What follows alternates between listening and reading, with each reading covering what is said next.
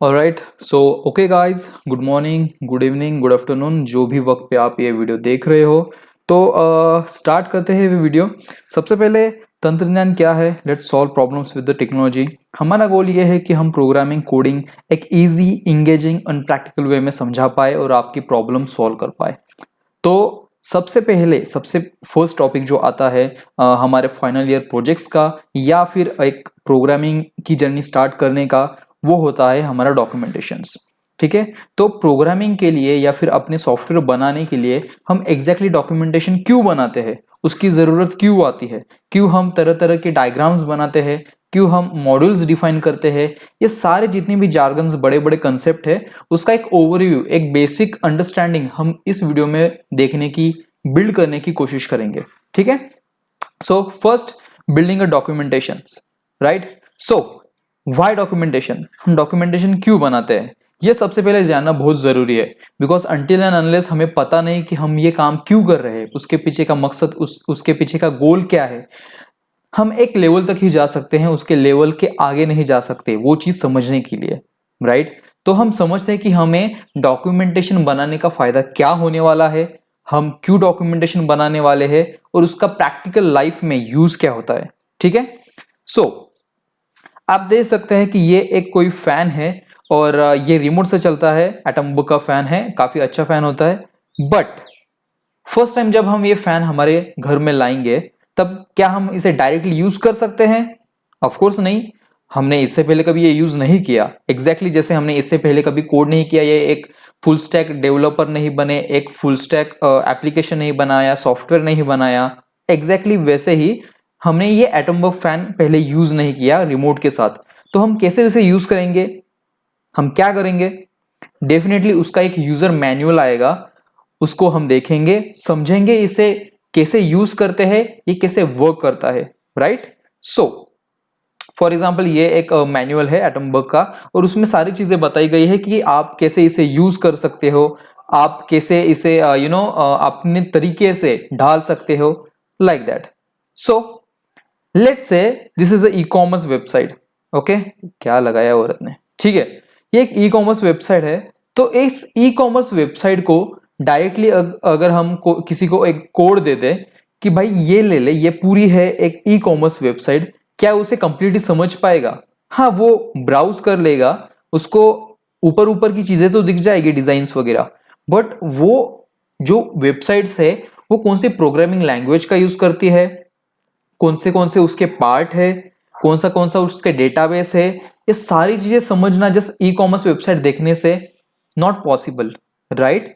For example, अगर हमने half e commerce website बना दी और हाफ ई कॉमर्स वेबसाइट हमने किसी और डेवलपर को दे दी कि भाई हाफ मैंने बनाई है, हाफ तू बना दे, राइट। सो वो कैसे बनाएगा, उसे कैसे समझेगा कि इससे पहले जो वर्क हुआ है वो किस लैंग्वेज में हुआ है, कौन से डेटाबेस पे हुआ है, उसका मोटो क्या है ई कॉमर्स की ये वेबसाइट बनाने का, और हम ये क्यों बना रहे हैं। तो तब आता है हमारा डॉक्यूमेंटेशन। ठीक है, तो ये जो हमारा डॉक्यूमेंटेशन है वो सारी की सारी चीजें उसमें एक्सप्लेन करके देगा कि इसमें कितने प्रकार के यूजर्स हो सकते हैं, कौन से प्रोडक्ट्स हो सकते हैं, कौन सी टेक्नोलॉजी हम फ्रंट एंड में, बैक एंड में, कौन सा डेटाबेस यूज करने वाले हैं, और इस सारे डेटाबेस को समझाने के लिए, एक सारे प्रोसेस को समझाने के लिए कुछ एक्सप्लेनिंग डायग्राम्स होंगे। ठीक है, जैसे class diagram, use case diagram, so and so forth. So इससे हम समझेंगे कि हमारा पूरा जो प्रोजेक्ट है उसका एक ब्लूप्रिंट क्या होगा। ठीक है, तो वेबसाइट्स, आई मीन डॉक्यूमेंटेशन बनाने के लिए हम WPS ऑफिस इस सॉफ्टवेयर का यूज करने वाले हैं। तो WPS ऑफिस एक माइक्रोसॉफ्ट ऑफिस जैसा ही एक सॉफ्टवेयर होता है, बट ये काफी लाइट वेट होता है और इजीली फ्रीली मिल जाता है as compare to Microsoft Office. अगर आपको माइक्रोसॉफ्ट ऑफिस यूज करना है तो आप वो भी कर सकते हैं, नॉट इश्यू। सेकेंड, जब भी हमें कोई डायग्राम्स बनाने होते हैं तो एक draw.io करके एक सॉफ्टवेयर होता है, उसे हम इंस्टॉल करके सारे डायग्राम्स उसमें बना सकते हैं। ठीक है, तो ये दो सॉफ्टवेयर्स आप इजीली गूगल करके उसे डाउनलोड कर सकते हो, इंस्टॉल कर सकते हो और उसे यूज करना स्टार्ट कर सकते हो। ये सारी चीजें हम अगले वीडियो में, अगले ओवरव्यू में डेफिनेटली देखेंगे। ठीक है, नेक्स्ट, तो let's jump to documentation overview. Directly हम एक डॉक्यूमेंटेशन कैसे बनाया हुआ है वो देख लेंगे, सो दैट हम हमारा डॉक्यूमेंटेशन कैसे बना सकते हैं या फिर कैसे उसे अच्छी तरीके से समझ सकते हैं। ठीक है, so let's jump to the online jewellery shop. ठीक है, सो बेसिकली ये डॉक्यूमेंटेशन बनाया गया है एक वेबसाइट के लिए जो ऑनलाइन ज्वेलरीज वगैरह सेल करती है। ठीक है, तो हर एक डॉक्यूमेंटेशन के कुछ पार्ट्स होते हैं और हर पार्ट को यहाँ हम इंडेक्स में डिफाइन करते हैं कि बैकग्राउंड क्या है, मतलब ये जो हमने प्रोजेक्ट बनाया है ये किस बैकग्राउंड से आया है। ठीक है, इसका ऑब्जेक्टिव क्या है and so on and so for, सारी चीजें हम वन बाय वन देखेंगे।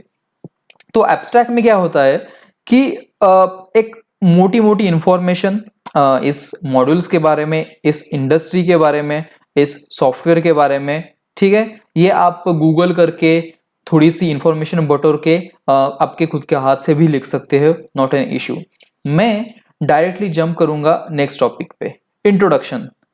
इंट्रोडक्शन किसका, कि जो हम काम करने जा रहे हैं, जो हम वेबसाइट बनाने जा रहे हैं ज्वेलरी शॉपिंग की, ठीक है, उसमें क्या क्या चीजें होने वाली है, कौन सी चीजें हम यूज करने वाले, फॉर एग्जांपल टेक्नोलॉजी, और उसका एक इंट्रोडक्शन देंगे कि एक ये जो वेबसाइट होने वाली है वो ज्वेलरी सेल करेगी और यूजर रजिस्टर लॉगिन वगैरह जो कुछ भी करेगा ये इसमें होगा। ठीक है, तो ये बेसिक इंट्रोडक्शन हो गया। बैकग्राउंड में जैसे कि मैंने कहा कि ये कौन सी इंडस्ट्री है, ये इस इंडस्ट्री का पहले से काम कैसे चलते आ रहा था और कैसे ये काम करते हैं। ओके, शिपिंग ऑप्शंस क्या होते हैं कि भाई शिपिंग एड्रेस भी होता है, बिलिंग एड्रेस वगैरह सब कुछ होता है। इसके ऑब्जेक्टिव्स क्या है, ऑब्जेक्टिव्स ये एक रिलायबल होनी चाहिए, नॉट रिडंडेंट, मतलब रिपीट नहीं होनी चाहिए, accurate, accessible, time efficient, beneficial और मेंटेनेबिलिटी। बेसिकली ये थियरी पार्ट है। ठीक है, इसको आप रीड करके भी समझ सकते हो। इफ यू वांट मैं एक इसका अटैचमेंट डाल दूंगा, ठीक है, आप रीड कर सकते हो उसका, नॉट एन इश्यू। स्कोप, कोई भी वेबसाइट या कोई भी सॉफ्टवेयर हम जब बनाते हैं या फिर हम करियर कोई भी चूज करते हैं तो पहले देखते हैं कि इसका स्कोप क्या है। मेरे करियर का, लेट से मैंने आईटी लिया है तो आईटी का स्कोप आगे जाके है या नहीं। एग्जैक्टली वैसे ही जो सॉफ्टवेयर में बना रहा हूं उसका आगे जाके कोई स्कोप है भी या नहीं। तो ये बेसिकली हम इस स्कोप वाली फील्ड में डालते हैं। पर्पस नाम से ही पता चलता है कि इस वेबसाइट से हम कौन सी प्रॉब्लम सॉल्व करने वाले हैं या फिर कौन से एग्जिस्टिंग सॉल्यूशन है उसको बेटर करने वाले हैं। ठीक है, एप्लीकेबिलिटी, एप्लीकेबिलिटी में हम क्या करने वाले हैं कि ये जो सॉफ्टवेयर हमने बनाया है वो रियल लाइफ में कैसे एप्लीकेबल होगा।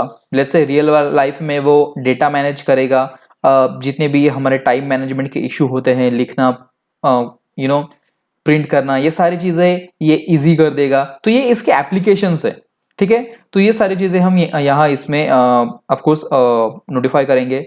इसके बाद इंपॉर्टेंट फैक्टर्स आते हैं, जैसे कि लेट्स से कि मुझे हाफ डेवलप वेबसाइट मिल गई और मुझे उसे आगे बढ़ाना है। तो सबसे पहले मैं पूछूंगा कि फ्रंट एंड में कौन सी टेक्नोलॉजी यूज की है, बैक एंड में कौन सी टेक्नोलॉजी यूज की है। तो यहाँ पे आप देख सकते हो कि PHP करके एक लैंग्वेज है जो हमने यूज किया है, HTML, CSS ये लैंग्वेज हमने चूज किया है और उसके रिलेटेड इंफॉर्मेशन हम इंटरनेट की मदद से समझ के यहाँ पे डाल सकते हैं।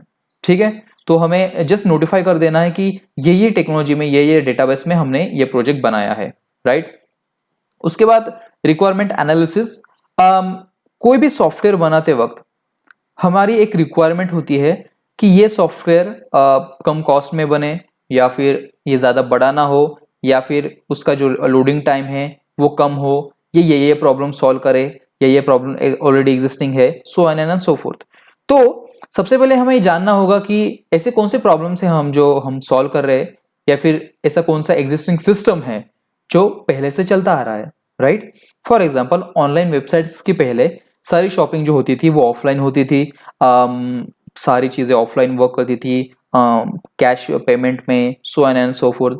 तो एग्जिस्टिंग सिस्टम और उससे रिलेटेड प्रॉब्लम हम यहाँ पे एग्जिस्टिंग सिस्टम में लिखते हैं और एग्जैक्टली उसे सॉल्व करने के लिए हम क्या प्रपोज कर रहे हैं, हम कौन से फीचर्स एडवांस कर रहे हैं, प्रोड्यूस कर रहे हैं, वो सारी चीजें हम इसमें डिटेल में लिखेंगे। ठीक है, रिक्वायरमेंट एनालिसिस एंड स्पेसिफिकेशन, इसमें हम ये लिखेंगे कि हमारे स्पेसिफिकेशंस क्या होने वाले हैं उस रिक्वायरमेंट को फुलफिल करने के लिए। लेट्स से क्या इनपुट लगेंगे, हमको इंटरनेट कनेक्शन लगेगा, एक वैलिड ईमेल एड्रेस लगेगा, so on and so fourth. कोई भी प्रॉब्लम सॉल्व करने से पहले आइंस्टाइन ने कहा था कि अगर मुझे कोई प्रॉब्लम सॉल्व करने मिलती है 1 घंटे में, तो मैं पहले 55 मिनट्स उस प्रॉब्लम को समझने में दूंगा और 5 मिनट्स में प्रॉब्लम सॉल्व करूंगा। इसलिए प्रॉब्लम समझना बहुत ज्यादा जरूरी है। इसलिए हम प्रॉब्लम डेफिनेशन इस पार्ट में उस प्रॉब्लम को कुछ सेंटेंसेस में लिखने की कोशिश करते हैं कि एग्जैक्टली कौन सी प्रॉब्लम हम सॉल्व करने की कोशिश कर रहे हैं। फॉर एग्जाम्पल, व्हाट्सएप ने कौन सी प्रॉब्लम सॉल्व की? उसने प्रॉब्लम सॉल्व की कि एक इजी वे में हम कम्युनिकेशन कर पाए चैट्स पे, हम हमारे media photos videos audios share कर पाए।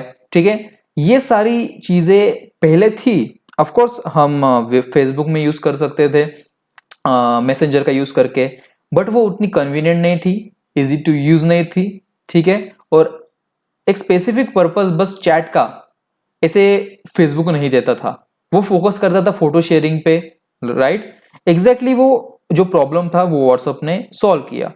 बट उससे पहले उन्होंने लिखा होगा कि to build a application which will solve general communication problem for masses. Okay, ऐसे कोई उनका प्रॉब्लम स्टेटमेंट होगा, फिर उसे वो डेवलप करते गए और उसे फिर वो उन्होंने लॉन्च किया। ऐसे ही अपने वेबसाइट का क्या प्रॉब्लम होने वाला है, क्या डेफिनेशन होने वाला है उस प्रॉब्लम का, ये सारी चीजें हम इसमें लिखेंगे। Requirement specification, of course requirement क्या क्या होने वाली है। एडवांटेज ऑफ प्रपोज सिस्टम, नाम से ही पता चलता है, आप खुद से लिख सकते हो, no paper work required, so and so forth. Next आते हैं गैंट चार्ट पे। तो अक्सर स्टूडेंट्स में कंफ्यूजन होता है कि ये गैंट चार्ट एग्जैक्टली क्या है और क्यों इसे अटैच करना पड़ता है। तो सिंपल भाषा में बता दूं तो ये एक प्लानिंग मैप होता है कि मैंने ये प्लान किया था बट एक्चुअल में मुझे इतना वक्त लग गया। फॉर एग्जाम्पल, जब मैंने इंट्रोडक्शन पार्ट लिखने गया था, तब मुझे 10 से 25 तारीख तक टाइम लगेगा ऐसे मैंने सोचा था, बट एक्चुअल में मुझे 30 तारीख तक टाइम लग गया। तो ये जो प्लॉटिंग होती है ये गैंट चार्ट में आती है। ठीक है, तो वो गैंट चार्ट हम यहाँ लिखेंगे मंथ्स के अकॉर्डिंग वगैरह, सो एंड सो फोर्थ। ठीक है, बस इतना ही होता है काम गैंट चार्ट का। बट जब आप रियल टाइम में सॉफ्टवेयर डेवलपमेंट करते हो तब आपकी एक डेडलाइंस होती है। ठीक है, तो उस डेडलाइन को अचीव करने के लिए, मतलब फॉर एग्जांपल मुझे 5 दिन में अगर कोई एक वेबसाइट देनी है, तो 2 दिन में मेरी डिजाइन की कंफर्मेशन होनी चाहिए, 1 दिन में मेरी कोडिंग होनी चाहिए, 1 दिन में मेरी टेस्टिंग होनी चाहिए और नेक्स्ट दिन में मेरी डिप्लॉयमेंट, मतलब वो वेबसाइट ऑनलाइन होनी चाहिए। ठीक है, बट ये मैं तभी कर पाऊंगा जब मेरे पास एक ये मैप हो कि इस दिन में मुझे वेबसाइट की कोडिंग करनी ही करनी है। बट एक्चुअल में अगर मुझे उससे 1-2 दिन ज्यादा लगे तो उसका अफेक्ट किस पे होगा? मेरे नेक्स्ट टास्क पे। तो उसे मैनेज करने के लिए मैं क्या कर सकता हूं? ठीक है, तो यही एग्जैक्टली चीज हमारा गैंट चार्ट सॉल्व करता है। राइट, यहां आते हैं नेक्स्ट प्रॉब्लम पे, नेक्स्ट स्टेटमेंट पे कि रिक्वायरमेंट एनालिसिस सॉफ्टवेयर रिक्वायरमेंट, कि हमें कौन से सॉफ्टवेयर लग सकते हैं, उस सॉफ्टवेयर को रन करने के लिए एटलीस्ट मिनिमम स्पेसिफिकेशन क्या लगेंगे, ये डिटेल्स हम इस टेबल में फिल करते हैं। ठीक है, next system design. Okay, so this is the most important part in your documentation, system design. जब हम सॉफ्टवेयर डेवलपमेंट की फील्ड्स में देखते हैं तो सिस्टम डिजाइन ये सबसे ज्यादा इंपॉर्टेंट चीज होती है, सबसे ज्यादा इंफेसिस इस पे ही किया जाता है, क्योंकि पूरा आपका जो सिस्टम डिजाइन होने वाला है वो सिस्टम डिजाइन की कैटेगरी में आता है। कोडिंग सिस्टम डिजाइन के बाद में होती है, पहले सिस्टम डिजाइन होता है कि हम कौन से यूजर्स का किसके कौन से यूजर्स का ख्याल कर रहे हैं, कौन से यूजर्स यहाँ पे रहेंगे और कैसे कैसे उनको हम हैंडल करेंगे, एक फ्लो क्या होगा वेबसाइट का, कितने मॉडल्स होंगे, सो एंड सो फोर्थ। उसे एक्सप्लेन करने के लिए हमारे पास कुछ डायग्राम्स होते हैं। ठीक है, बिकॉज डायग्राम से चीजें अच्छे से समझ आती है। फॉर एग्जाम्पल, अगर ये जो आप डायग्राम अभी देख रहे हैं कि लेट से कि मैंने एक मेन पेज ले लिया, उसके बाद होम आएगा, अबाउट अस आएगा, फीडबैक आएगा, कॉन्टेक्ट अस आएगा, रजिस्ट्रेशन आएगा, लॉगिन आएगा। लॉगिन कौन कौन कर सकता है? एक यूजर कर सकता है या फिर एडमिन कर सकता है। अगर यूजर ने कर दिया तो वो क्या करेगा? वो व्यू प्रोडक्ट करेगा, व्यू ज्वेलरी करेगा, कार्ड देखेगा, सर्च प्रोडक्ट देखेगा, बाय प्रोडक्ट देखेगा, लॉग आउट देखेगा, आई मीन लॉग आउट करेगा। एक एडमिन क्या कर सकता है? वो लिस्ट की यूजर लिस्ट देखता है, ऐड प्रोडक्ट कर सकता है, डिलीट प्रोडक्ट कर सकता है, व्यू फीडबैक कर सकता है, डिलीट फीडबैक कर सकता है और उसके बाद एंडिंग में लॉग आउट कर सकता है। ये अगर मैं टेक्स्ट में लिखने जाता तो वो कितना लंबा पैराग्राफ होता। सेकंड, उसकी अंडरस्टैंडिंग उतनी अच्छी होती नहीं कि आपको अच्छी तरीके से कैसे समझेगा, राइट। बट आपको अच्छी तरीके से इजी वे में कम से कम टाइम में एक डायग्राम के मदद से ही समझ में आता है, और वही काम हम इस डायग्राम सेक्शन में करते हैं, ठीक है। तो ये बेसिकली ट्री व्यू है कि हमारा प्रोजेक्ट कैसे कैसे डिवाइडेड होगा अगले अगले पार्ट में, ठीक है। तो इसे कहते हैं ट्री डायग्राम, जिसके मतलब ऊपर हम लिखते हैं कि यहाँ पे रजिस्ट्रेशन, एडमिन, प्रोडक्ट, ये कुछ पार्ट्स रहेंगे, और उस पार्ट्स को एक्सप्लेन करने के लिए मैं ये टी डायग्राम लिख रही हूँ, ठीक है।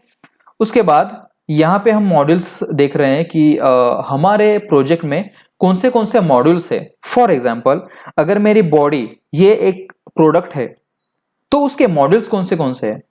हैंड, स्टमक, लेग्स, ये उसके मॉड्यूल्स है ना। फॉर एग्जाम्पल, अगर मैं हैंड मॉड्यूल की बात करूं तो मेरे हाथ के मॉड्यूल में क्या क्या आएगा, मेरे फिंगर्स, मेरे स्क्रीन, मेरे बोन्स, ठीक है, ग्रिपिंग मैकेनिज्म, ये सारी चीजें किस में आएगी, हैंड में आएगी। एग्जैक्टली जैसे हम रोबोटिक का आर्म बनाते हैं, कोई भी रोबोट का एक अगर आर्म होगा, उसका हाथ होगा, तो वो हाथ भी एक काफी मॉड्यूल्स में डिवाइड किया, एक मॉड्यूल होता है और उसके अंदर काफी चीज आती है, जैसे कि actuator, sensor, gripping mechanism, moving mechanism, ये सारी चीजें।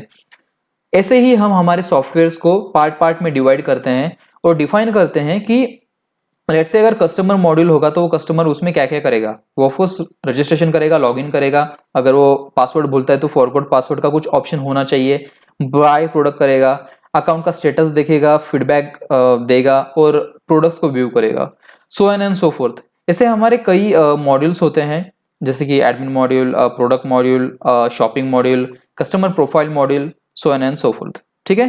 डेटा डिजाइन, अब देखो डेटा डिजाइन एक बेसिकली काफी इजी बट इंपॉर्टेंट चीज होती है कि आपके डेटाबेस में कौन से टेबल्स होने वाले हैं और उस टेबल्स में कौन से वैल्यूज इन फ्यूचर में स्टोर होने वाली है, राइट।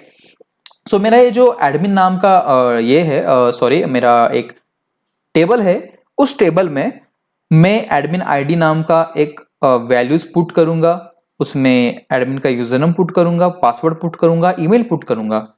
एग्जैक्टली वैसे ही मैं कस्टमर के लिए बाकी चीजें पुट करूंगा, इंसर्ट करूंगा। बिलिंग के लिए एक मेरा टेबल होगा, फीडबैक के लिए एक मेरा टेबल होगा और उसमें ये वैल्यूज होंगी।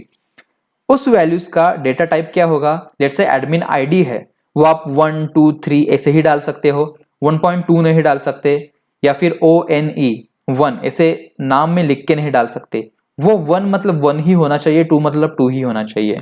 तो इसलिए हम इंट लिखते हैं। डिस्क्रिप्शन में हम क्या लिखते हैं कि ओके, अगर ये भी तुमको नहीं समझा तो भाई हम लिख के देते हैं ये चीज होगी, ठीक है। नेक्स्ट हम देखते हैं ER डायग्राम।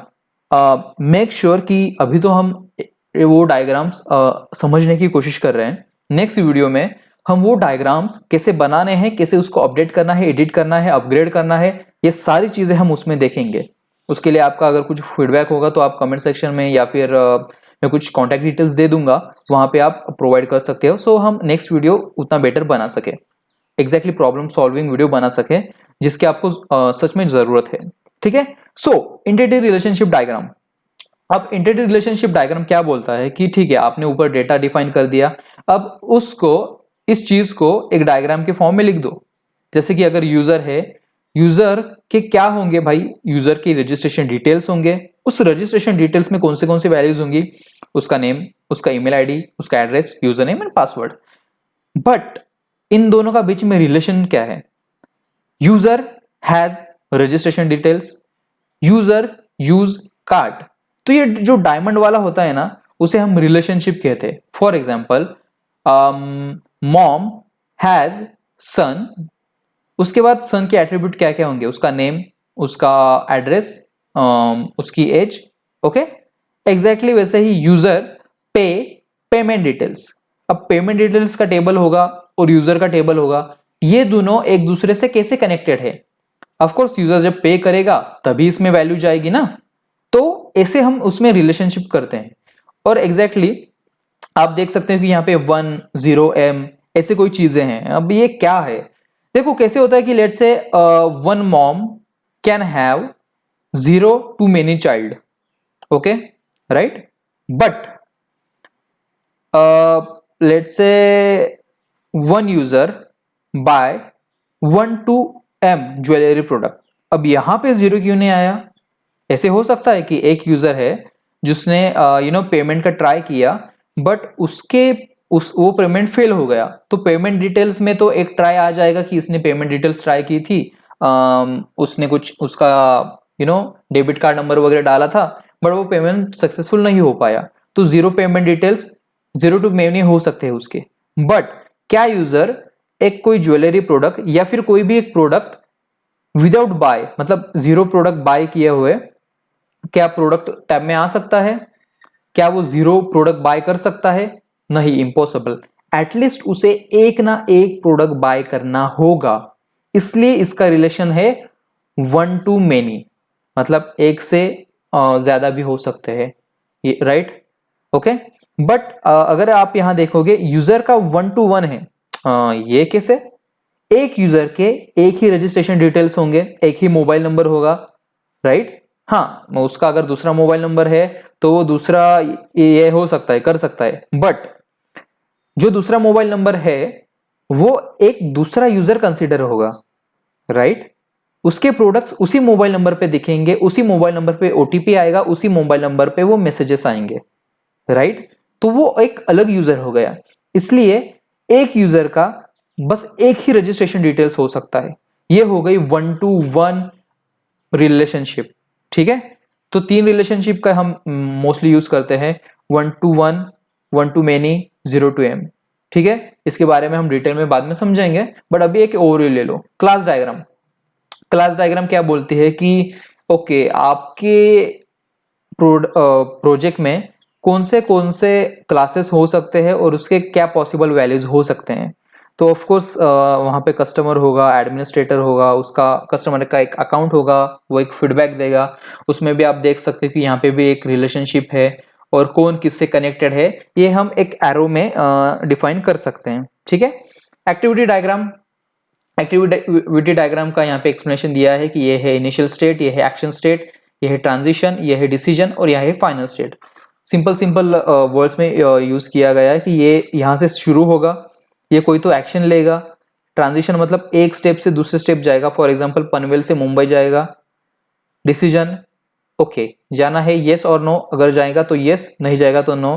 फाइनल स्टेट जब हमारा प्रोजेक्ट का कंप्लीट ये होता है, आई मीन जब हम लॉग आउट कर देते हैं तो फाइनल स्टेट पे आता है। डिस्प्ले लॉगिन फॉर्म, ये एक एक्शन हो गई, पर स्टार्ट कहां से हुआ? यहां से स्टार्ट हुआ, यहां से डिस्प्ले लॉगिन फॉर्म हो गया, उसके बाद इंटर यूजर आईडी और पासवर्ड हो गया। अगर वो यूजर नेम और पासवर्ड वैलिड है तो वो क्या होगा? वो एक कंडीशन चेक कर रहा है, इज वैलिड। अगर यस तो लॉगिन सक्सेसफुल, और ये जो लॉगिन की प्रोसेस है वो वहां एंड हो जाएगी। और अगर नहीं तो पहले आप रजिस्टर कर लो, फिर वापस वही प्रोसेस सेम प्रोसीड करना, ठीक है? ऐसे लॉगिन फॉर्म के लिए, रजिस्ट्रेशन फॉर्म के लिए वो चीजें होती है। उसके बाद यूज केस डायग्राम। अब यूज केस डायग्राम क्यों इंपॉर्टेंट है? यूज केस डायग्राम बताती है कि आपके प्रोजेक्ट में कौन से यूजर्स हैं और वो एक दूसरे से कैसे कनेक्टेड हैं। लेट्स से अगर Amazon की वेबसाइट है तो वहां पे कोई एडमिन होगा जो वो प्रोडक्ट डालता होगा, और एक साइड हम हैं जो वो प्रोडक्ट यूज करते हैं, ठीक है? तो उनका एक दूसरे के बीच में रिलेशनशिप क्या होगा, राइट? तो वो आएगा यूज केस डायग्राम में। लेट्स से कि ऐड ज्वेलरी का एक कोई टास्क है, वो बस एडमिन ही कर सकेगा, इसलिए एडमिन ही उसको कनेक्टेड है, वो यूजर नहीं कर पाएगा, ठीक है? सो एन एंड सो फोर्थ। अब उसका ऑफकोर्स डिटेल में हम नेक्स्ट वीडियो में देखेंगे कैसे उसको डायग्राम को बनाना है, कैसे उसको एडिट अपग्रेड करना है। सीक्वेंस डायग्राम में क्या होगा? एडमिन और सिस्टम, इन दोनों के बीच में कैसे सिस्टम प्रोसीड करेगा, कैसे रिक्वेस्ट जाएगा, कैसे रिस्पॉन्स जाएगा, ये सारी सीक्वेंस कौन से सीक्वेंस में होगी, ये चीजें हम इसमें देखेंगे कि सबसे पहले तो रिक्वेस्ट जाएगी लॉगिन फॉर्म की, फिर डिस्प्ले लॉगिन फॉर्म होगा, फिर सबमिट लॉगिन फॉर्म होगा, फिर वो सेशन स्टार्ट होगा हमारा, फिर ऐड डिलीट अपडेट ज्वेलरी होगा, फिर वो मैनेज अकाउंट होगा, फिर लॉग आउट होगी, और फिर लॉग आउट होने के बाद हम सिस्टम पे एंड जाएंगे, ठीक है? तो ऐसे ऐसे ऐसे ऐसे वो एक फ्लो जाएगा। इसको भी हम डिटेल में नेक्स्ट वीडियो में देखेंगे, पर ये वीडियो ज़्यादा लंबा ना हो और एक ओवरव्यू आपको मिले, इसलिए हमने ये डिफाइन किया है। इसके बाद इम्प्लीमेंटेशन एंड टेस्टिंग में हम सोर्स कोड डालेंगे थोड़ा। सोर्स कोड आपको जितनी मर्जी हो उतना डाले, उसमें उतना कुछ डिफाइन करने की ज़रूरत है, ना ही एक्सप्लेन करने की ज़रूरत है। टेस्टिंग अप्रोच, इसमें क्या करना है कि मैंने कुछ एक लॉगिन फॉर्म बनाया था, पर उसका वैलिडेशन प्रॉपरली वर्क कर रहा है या नहीं, उसका एक प्रूफ अटैच करने के लिए हम वो स्क्रीनशॉट यहाँ पे अटैच करते हैं। ठीक है, जैसे कि आप यहाँ पे देख सकते हो कि यहाँ पे लॉगिन एक फॉर्म है, काफ़ी अच्छी डिज़ाइन है हमारी। ठीक है, एक लॉगिन फॉर्म है, इसमें फ़ोन और पासवर्ड हम डाल सकते हैं। बट अगर मैं दोनों चीज़ें एम्प्टी रखता हूं और लॉगिन पे प्रेस करता हूं तो क्या आएगा, प्लीज फिल इन फील्ड, मतलब कि ये फील्ड फिल कीजिए भाई, उसके बाद ही आप आगे जा सकते हो। ठीक है, तो ये हो गया वैलिडेशन। उसका एक प्रूफ मैं अटैच करता हूं कि ओके मेरा वैलिडेशन प्रॉपर्ली वर्क कर रहा है। टेस्ट केसेस, मैंने मेल एंटर किया और अगर वो डेटाबेस से मैच करता है तो मुझे आगे जाने देना चाहिए। तो ये एक मेरी टेस्ट केस हो गई कि अच्छा अगर मैं होटल में गया तो मुझे कोई फूड मिलना चाहिए। लेट्स से मैंने ऑर्डर किया 1 मिसल पाव, तो क्या वो मुझे मिलना चाहिए? अगर मैंने पैसे दिए और मुझे मिला तो वो टेस्ट केस पास हो गया। बट लेट्स से अगर मैंने पैसे दिए बट मेरा ऑर्डर आया ही नहीं एक लिमिटेड टाइम में, या फिर मुझे मिली ही नहीं वो चीज जिसके लिए मैंने पे किया था, तो टेस्ट केस फेल हो गया, वो एक्शन हमारा फेल हो गया। तो वो एक्शंस हमारे प्रोजेक्ट में हम रन करके देखेंगे कि मैंने ईमेल डाला, पासवर्ड डाला, यू राइट, तो वो जो ईमेल और पासवर्ड मेरा सही सही डाला था उसने मुझे आगे प्रोसीड करने दिया, यस, तो हाँ आपका वो टेस्ट केस पास हो गया। पर आपने सही यूजर नेम भी डाला, सही पासवर्ड भी डाला, पर आपको सिस्टम ने आगे जाने दिया ही नहीं, तो वो टेस्ट केस फेल हो गया। एग्जैक्टली वैसे ही जैसे आप होटल में गए थे, आपने पे तो किया पर आपको वो मिला नहीं, तो वो टेस्ट केस फेल हो गई। एग्जैक्टली वैसे ही लॉगिन की टेस्ट केस यहाँ पे फेल हो गई। ठीक है, सो एंड सो फॉर ऐसे यहाँ पे सारी चीजें रहेंगी, रजिस्ट्रेशन की भी और व्यू प्रोडक्ट टेस्ट की भी। ठीक है, इसको भी हम डिटेल में देखेंगे। यूनिट टेस्टिंग और इंटीग्रेशन टेस्टिंग, वैलिडेशन टेस्टिंग, इसको भी डिटेल में देखेंगे बाद में। टेस्ट रिपोर्ट्स, हाँ मेरा प्रोजेक्ट प्रॉपरली रन करता है और इसके ये कुछ प्रूफ्स है, that's it. Conclusion and future work, आपने जितना भी प्रोजेक्ट किया है, जितना भी काम किया है, उसको कुछ एक लिमिटेड वर्ड में, आपके वर्ड में लिखना है आपको एज अ कंक्लूजन। उसमें सारे डिटेल्स प्रोवाइड हो, जरूरी नहीं सारे डिटेल्स हो, बट यस आप अगर उस प्रोजेक्ट को एक मिनिमल फ्रेमवर्क में, मिनिमल शब्दों में अगर बयां करना चाहते हो, एक्सप्लेन करना चाहते हो, तो आप कैसे करोगे, that's a conclusion. Okay, future work में क्या आएगा, आगे यहाँ पे फ्यूचर वर्क भी आता है। ठीक है, फ्यूचर वर्क में बेसिकली वही आएगा कि हम फ्यूचर में इसमें क्या क्या ऐड कर सकते हैं। लेट्स से यहाँ अगर लेट्स से आपके पेमेंट डिटेल्स नहीं है, पेमेंट ऑनलाइन पेमेंट गेटवे नहीं है रियल वाला, तो हम उसे भी ऐड कर सकते हैं। आपके यूजर नेम पासवर्ड इनक्रिप्ट नहीं हो रहे हैं, मतलब वो एक कोड में नहीं जा रहे, वो एक आपके यूजर नेम और पासवर्ड उतने सिक्योरिटी नहीं दे प्रोवाइड कर पा रहे, तो हम वो सिक्योरिटी प्रोवाइड करेंगे। ऐसे फ्यूचर में क्या हम डेवलपमेंट कर सकते हैं, ये सारी चीजें हमारे डॉक्यूमेंटेशन में होगी। ठीक है, तो यस ये हमारा बेसिक एक ओवरव्यू था डॉक्यूमेंटेशन के बारे में। हम इस वीडियो को भी डाइसेक्ट करेंगे छोटे छोटे वीडियोस में, और हर एक वीडियो का प्रॉब्लम सॉल्विंग वीडियो हमारे यूट्यूब चैनल पे अपलोड होगा। ठीक है, और आपको इस वीडियो में क्या नहीं समझा, क्या अच्छी तरीके से समझा, आप प्लीज हमें फीडबैक में बताइए, सो दैट हम नेक्स्ट टाइम जब हम वीडियो बनाएंगे उसको भी कवर करेंगे, उसको भी अपग्रेड करेंगे, because continuous upgradation is the key. Okay, so build your documentation, build your project, do practical way. Best of luck, see you in next video.